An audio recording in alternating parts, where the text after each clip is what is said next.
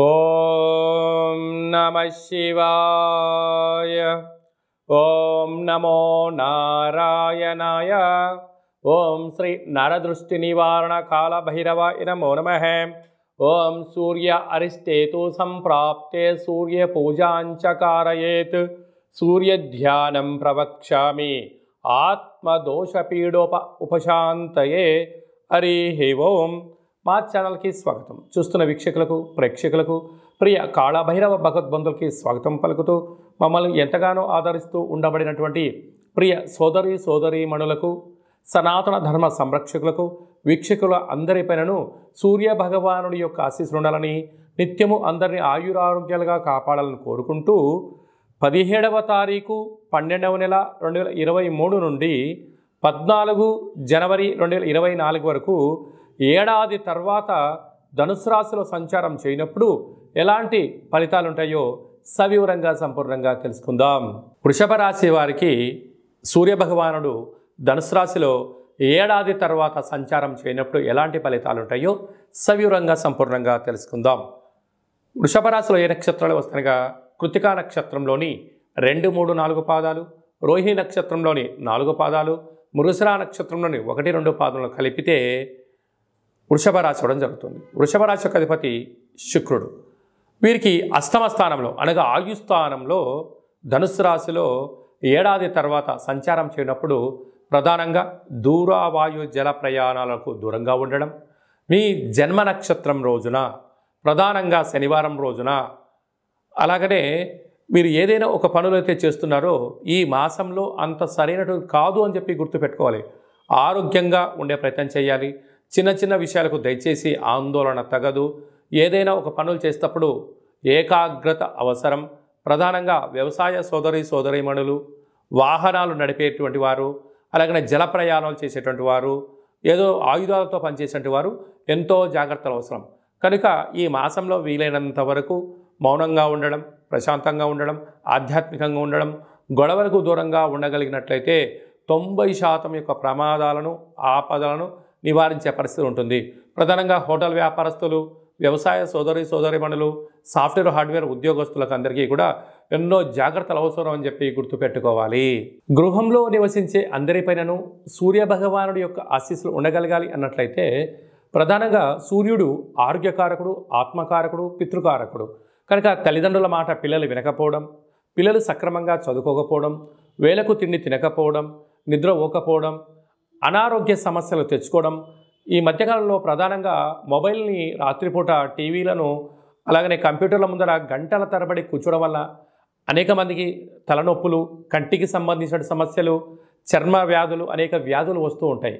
ఇలాంటి కాల సమయంలో మనము స్వామివారికి ఆశీస్సులు ఎలా పొందగలగాలి అన్నట్లయితే సూర్యుడు వచ్చేటువంటి కాల సమయానికి కాలకృత్యాలు తీర్చేసుకొని స్నానం చేసుకొని ఒక రాగి చెంబులో ఒక పిడికెడు గోధుమలను వేసుకొని సూర్యభగవానుడు రాగానే ఓం హ్రాం హ్రీం హ్రౌం సహ సూర్యాయ నమః అనేటువంటి మంత్రాన్ని ఒక 6 సార్లు, కుదిరితే 27 సార్లు, కుదిరితే 108 సార్లు మంత్రాన్ని ఉచ్చరింపచేసినట్లయితే సంపూర్ణంగా సూర్యుడి యొక్క ఆశీస్సులు కలిగి వీరికి కంటి సమస్యలు, దేహ సమస్యలు, ఆత్మ సమస్యలు, పితృదోష నివారణ కలుగుతుందని చెప్పి గమనించాలి. అలాగా చాలామంది యంత్రాలతో ఆయుధాలతో పనిచేయడం కానీ పరిస్థితుల ప్రభావంతో ఉండబడిన వారు స్వామివారికి ఆశీస్సులు ఇంకనూ అదనంగా కావాలి అన్నట్లయితే ప్రతి ఆదివారం పూట ఉదయం 6 గంటల నుంచి 7 గంటల వరకు రవి హోర జరుగుతుంటుంది. అలాంటి కాల సమయంలో మౌనంగా ఉండడం, ఎరుపు వస్త్రాలు ధరింపచేయడము, ఒక ఎరుపు క్లాతులో 1 కేజీంబాబు గోధుమలను మూటకట్టి వాటిపైన ఒక ఎర్రటిని ఒత్తిని దీపాన్ని వెలిగించి మీకు దిష్టి తీసుకొని ప్రవహించే నీటిలో ఈ ధాన్యాన్ని క్లాతును దానం చేయడం వల్ల జల జీవరాశులు తిని మీ పైన ఉండబడినటువంటి శత్రు ప్రభావాలు తొలగిపోతాయని చెప్పి గమనించాలి. అలా కుదరలేదు, ఈ యొక్క గోధుమల్ని నీటిలో నానబెట్టి గోమాతకు ఆహారం ఏర్పాటు చేయండి. అలా కుదరలేదు, బ్రాహ్మణుడికి దానం చేయండి, అద్భుతమైన ఫలితం కలుగుతుంది. ఇదల్లా కాదండి, మా వల్ల అయ్యేటువంటి పరిస్థితి లేదు, ఈ పని యొక్క ఒత్తిడిలో నేను ఆరోగ్యాన్ని సక్రమంగా కాపాడుకోలేకపోతున్నాను, మానసిక వేదంతో ఉన్నాను, నిద్రలేని రాత్రులు గడుపుతున్నాను అనేటువంటి పరిస్థితులు కలిగినటువంటి వారందరికీ కూడా ఒక అద్భుతమైనటువంటి రెమెడీ ఏమిటయ్యా అనగా ప్రతిరోజు స్నానం చేసేటప్పుడు ఒక చిటికెట్ని గోధుమలను అందులో వేసి ఆ నీటితో స్నానం చేయడము ఆరోగ్య యోగము. అలాగనే ఈ యొక్క నవగ్రహ రవి వృక్షకల్ప దేవత అంటారు. అంటే ఎక్కడైతే వృక్షం ఉంటుందో అక్కడ సస్యశ్యామలంగా ఉంటుందని మనకు తెలుసు.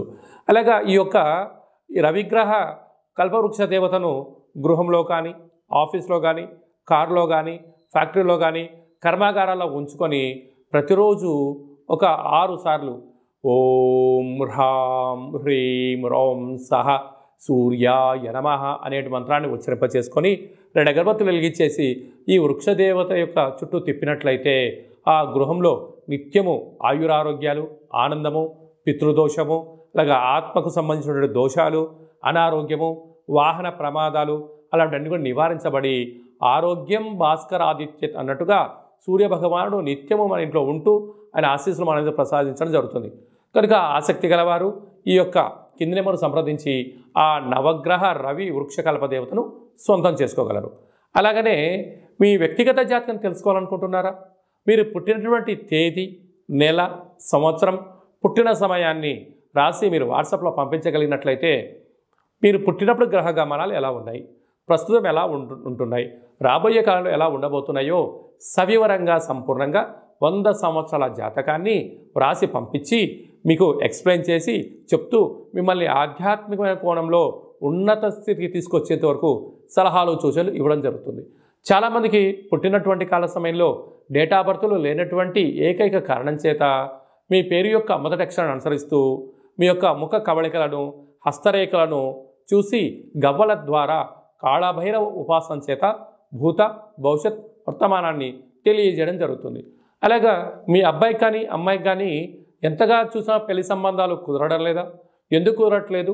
ఎలాంటి అబ్బాయిని ఎలాంటి అమ్మాయిని వరుడుగా వధువుగా తెచ్చుకోవాలి? మరి యొక్క వివాహ జాతక పొంతనలో ఎలా ఉంటుందో మీకు సవివరంగా సంపూర్ణంగా కూడా తెలియజేయడం జరుగుతుంది. అలాగనే వివాహమైన దంపతులు తరచుగా గొడవ పడడం, 490 కేసులు పెట్టుకోవడం, కోర్టుకు సమస్యలు ఎక్కడం అలాంటి పరిస్థితులు ఉండబడిన వారు మీ యొక్క పేర్లు పంపించినట్లయితే ఆ పార్వతీ పరమేశ్వరులాగా మీరు నిత్యము కలిసి ఉండడానికి ఆధ్యాత్మిక సలహాలు సూచనలు జరుగుతుంది. అలాగా మీకు కలిగినటువంటి సంతానం కలిగినటువంటి మీ యొక్క పిల్లలకు ఏ రోజు పుట్టారు, ఏ మాసంలో పుట్టారు, ఏ నక్షత్రంలో పుట్టాడు అనేటువంటి వారి యొక్క పేర్లను ఆధ్యాత్మికమైన నామాలుగా మీకు మంచి అంటే పేర్లో వైబ్రేషన్స్ ఉండేటువంటి రైజింగ్ పేర్లు ఉండేటువంటి పేర్లను కూడా మీకు సజెషన్ చేయడం జరుగుతుంది. అలాగనే కాళభైరవ మంత్ర సాధన చేయాలనుకుంటున్న వారు కానీ, కాళభైరవ మంత్ర ఉపాసన చేయాలనుకుంటున్న వారు మన యొక్క దేవాలయంలో ఆధ్యాత్మికమైనటువంటి మీకు మంత్ర ఉపదేశాన్ని కూడా చేయడం జరుగుతుంది. ఆసక్తి గలవారు ఈ కింద నెంబర్ సంప్రదించి అపాయింట్మెంట్ తీసుకొని సంప్రదించగలిగినట్లయితే మీకు ఆధ్యాత్మిక సలహాలు సూచనలు ఇవ్వడం జరుగుతుంది. కనుక ఏడాది తర్వాత ధనుసు రాశిలో రవి భగవానుడు సంచారం చేయనప్పుడు అందరికీ నిండు నూరేళ్ల ఆయురారోగ్యాలను, మనశ్శాంతిని, ఆరోగ్యాన్ని ప్రసాదించాలని కోరుకుంటూ ఆశీర్వచనం. ఓం శతమానం భవతి శతాయ పురుష సతేంద్రియ ఆయుష్యేవేంద్రియే ప్రతిష్టతి ధనం ధాన్యం బహుపుత్రలాభం శత సంవత్సరం దీర్ఘమాయు నిత్యం సూర్యనారాయణ దేవత అనుగ్రహ ఆయురారోగ్య ఐశ్వర్య ప్రసాద సిద్ధిరస్తు. ఈ వీడియో మీకు నచ్చినట్టయితే లైక్ చేయండి, షేర్ చేయండి, మా ఛానల్ సబ్స్క్రైబ్ చేసుకోండి. మేము చేస్తున్న ఆధ్యాత్మిక వీడియోలు అందరికన్నా ముందుగా మీరు చూడాలి అన్నట్టయితే గంట సింబల్ ప్రెస్ చేయండి, ఆలన బటన్ కూడా తెలియచేయండి. ఈ భక్తి సమాచారాన్ని భగవద్బంధులకు, మిత్రులకు, స్నేహితులకు చేరవేసి సూర్య భగవానుడి యొక్క ఆశీస్సులు పొందండి.